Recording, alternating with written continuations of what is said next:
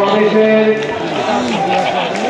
সম্মানিত সভাপতি মহানগর বিএনপির সংগ্রামী আহ্বায়ক বর্ষিয়ান নেতা জনাব শরীফুল্লাহ সাহেব,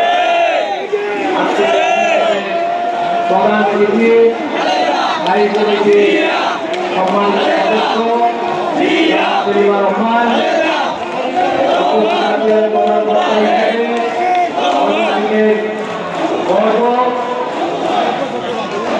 জাতীয় নির্বাহী কমিটির যুগ্ম মহাসচিব জনাব সৈয়দ ইমরান সালেহীন, উপস্থিত আছেন সহসাংগঠনিক সম্পাদক জনাব অ্যাডভোকেট ওয়ালি আলী মামুন, মাহবুব আনন্দ, আমাদের সাবেক মহিলা দলের সাধারণ সম্পাদক অনির্ভর বিষয়ের সম্পাদক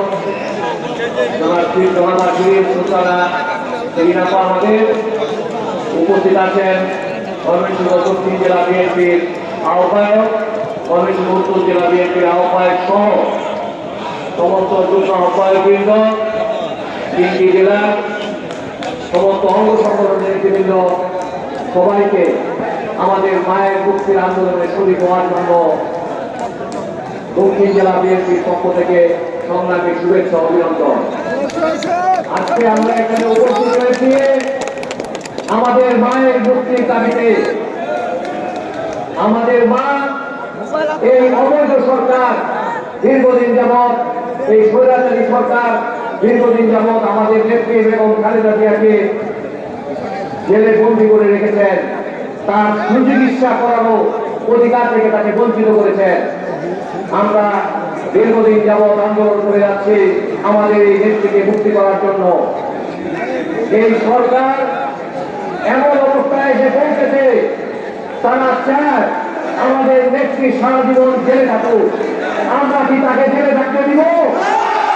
আমরা সকলের আন্দোলন সংগ্রাম যা করেছি আগে, সামনে আন্দোলন সংগ্রাম করে আমরা আমাদের নেত্রীকে মুক্ত করে নিয়ে আসবো ইনশাআল্লাহ। জেলা এর যাবৎকালে যত আন্দোলন সংগ্রাম এবং মহাসমাবেশ করেছে, তারা বাংলাদেশের সমাবেশ করে সর্বোচ্চ সমাবেশ করেছে। সামনে এই তিন সংগঠন ময়মনসিংহ বিভাগ আন্দোলন সংগ্রামে আমাদের নেতা জনাব তারেক রহমান সাহেব যে আন্দোলনের নির্দেশ দিবেন, আমরা সমস্ত আন্দোলনে শরীক হয়ে আমাদের নেত্রীকে মুক্ত করে নিয়ে আসবো এবং এই স্বৈরাচারী সরকারের সাথে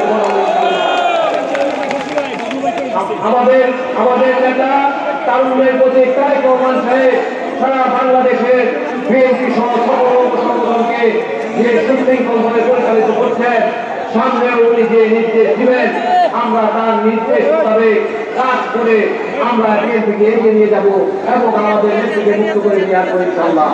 আপনাদের সকলকে ধন্যবাদ।